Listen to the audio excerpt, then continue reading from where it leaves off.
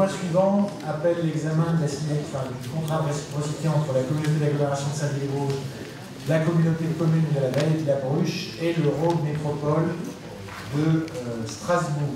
Alors, je souhaitais d'emblée insister sur la dimension tout à fait singulière et même un peu exceptionnelle de cet accord qui va nous lier avec l'Eurométropole de Strasbourg, car, pour une raison d'abord très simple, il y a très peu de contrats de réciprocité aujourd'hui en France. Ce serait seulement le 5e, après vérification. Le premier a été signé entre la métropole de Toulouse et le pays des Côtes de Gascogne.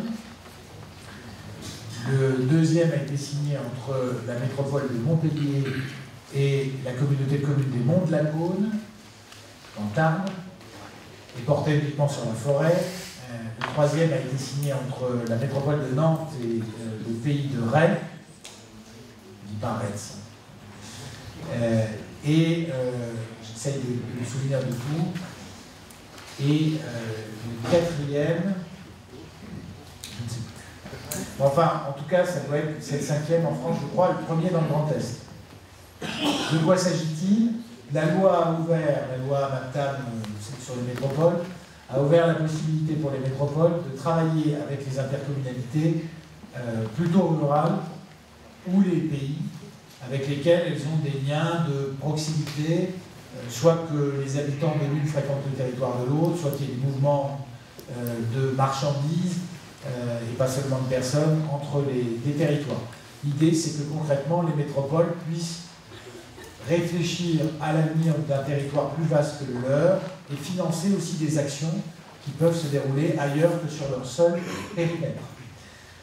Donc on a été sollicité, et je tiens à remercier tout particulièrement mon collègue Bernard Metz, vice-président de l'agglomération maire de la Grande Fosse, et puis à faire un clin d'œil, même s'il n'est pas présent, à Jean Vogel, maire de Salles, et vice-président, je crois, de la communauté de communes de la Vallée de la Haute-Bruche, qui ont été un peu à l'initiative de cette première réflexion, avec une réunion avec l'Eurométropole de Strasbourg et son président, qui s'était tenu à Salles il y a déjà plus de 2 ans. Et à l'issue d'un travail assez serré avec les équipes de l'Eurométropole de Strasbourg et de la communauté de communes des Vallées de la Haute-Bruche, il a été décidé de commencer, de mettre en œuvre 5 actions qui concernent 4 thèmes: la vie des gens, la mobilité, le tourisme et les loisirs, l'agriculture de montagne et les filières industrielles.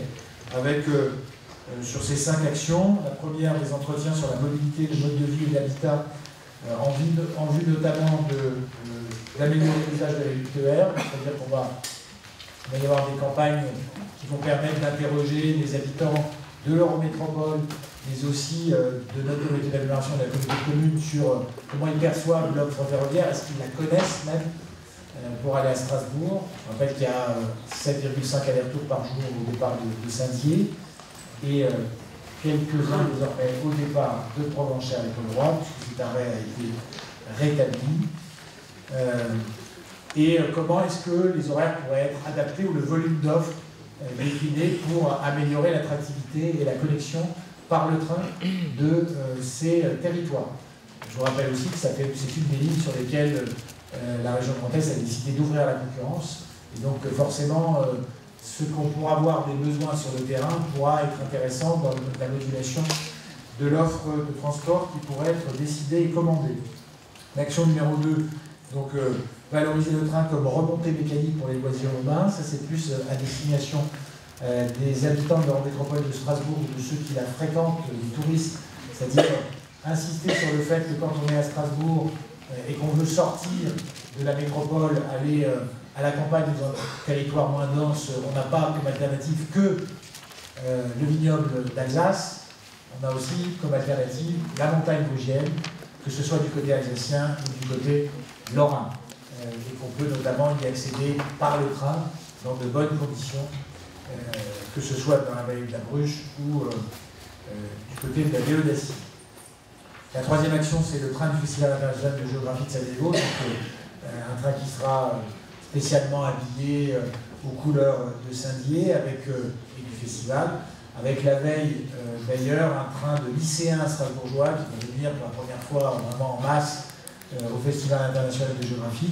L'idée, c'est de valoriser le festival auprès des Strasbourgeois, notamment, qui sont déjà mobilisés, mais essentiellement aujourd'hui, je dirais, dans le milieu des connaisseurs, ceux qui s'intéressent à la géographie, les collègues, les professeurs d'histoire et de géographie, mais au-delà de ça, un public qui est encore à rechercher. Quatrième action, l'approvisionnement en circuit court avec les acteurs locaux. Donc là, essayer de voir comment les produits qui sont produits en circuit court dans la vallée de la Bruche et dans l'agglomération de Saint-Dié-des-Vosges soit sont suffisants, soit pas assez suffisants, comment on peut aider à la production en circuit court et comment aussi ces produits peuvent trouver un débouché possible, pas forcément très loin, mais dans l'Eurométropole de Strasbourg, s'ils ont la capacité à en fournir une partie de la consommation. Et cinquième action, la rénovation bois, avec la mise en réseau des différents acteurs. On pense bien sûr au toit vosgien, et c'est qui peut remplir une mission d'assistance à maîtrise d'ouvrage pour des collectivités sur le secteur alsacien et notamment pour l'Eurométropole. Mais bien sûr, toute la filière bois dans la vallée de la Bruche et du côté vosgien, qui peut être intéressante à gagner de nouveaux marchés, qui peut être intéressé à gagner de nouveaux marchés sur le circuit de l'Eurométropole de Strasbourg. Et Dieu sait que ce n'est pas toujours facile de remporter des marchés dans le secteur alsacien quand on est une entreprise vosgienne. Voilà. Voilà pour les actions. Alors, j'ai un petit peu de scrupule, je vais présenter ce point, mais que ce soit Bernard qui fait l'essentiel du travail. J'imagine qu'on me l'avait inscrit parce que c'était pour insister sur le caractère stratégique, mais si tu veux apporter des compléments sur ce document cette convention qui va renforcer très significativement dans une démarche de projet le lien avec l'Alsace, je pense que c'est une bonne chose. Ce qui est particulièrement innovant dans ces contrats de réciprocité, c'est le fait que les partenaires sont à égalité. C'est un contrat qui est gagnant-gagnant pour les territoires. Ce n'est pas la ville qui vient se servir chez nous, ce n'est pas l'Eurométropole qui vient se servir chez nous, mais c'est un partage de compétences, de connaissances et de programmes qui bénéficieront à tout le monde. Et je pense au point sur les circuits courts, qui sera sûrement un des pans essentiel du programme alimentaire territorial que le PETR va lancer. Et je pense que c'est effectivement une des pistes fortes sur lesquelles il faudra travailler. Oui, avec y compris pour nous beaucoup de choses à apprendre, notamment par exemple des expériences d'aquaponie urbaine qui peuvent être conduites sur le territoire de l'Eurométropole pour nourrir des projets qui pourraient germer sur notre territoire de la part de porteurs de projets privés. Donc c'est vraiment un document un peu structurant. Une fois que les actions seront atteintes, bien sûr, on pourra en mettre de nouvelles dans le panier, et on sera amené à procéder sans doute par avenant au fur et à mesure. Donc c'est le début d'une coopération plus étroite que par le passé avec l'Eurométropole de Strasbourg. C'est typiquement le genre d'action qu'on peut conduire parce que nous avons aujourd'hui une taille critique. Et ça n'a pas fait peur de passer de l'autre côté du massif. Est-ce qu'il y a des demandes de prise de parole sur ce sujet? Oui, Jean-François. Monsieur le maire de Fred. Si je veux parler de façon plus formelle.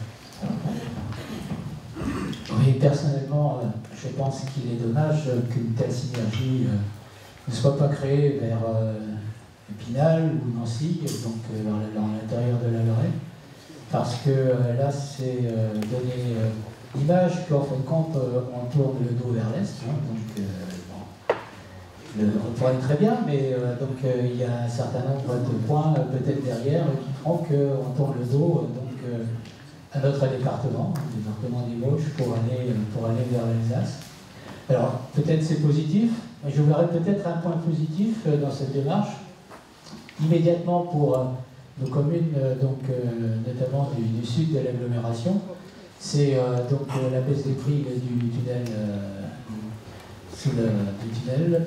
et puis donc la possibilité pour les poids lourds de pouvoir avoir un axe de circulation relativement intéressant de leur chanois, de telle façon que ça puisse contribuer à diminuer le trafic de poids lourds sur la D415 qui traverse nos villages. Alors sur les deux sujets, avec Nancy, les liens sont déjà extrêmement forts, hein, puisque Nous sommes membres de SCALEN, l'Agence de développement et d'urbanisme du Grand Nancy. Nous sommes actionnaires de la Solorem, la Société d'économie mixte du Grand Nancy.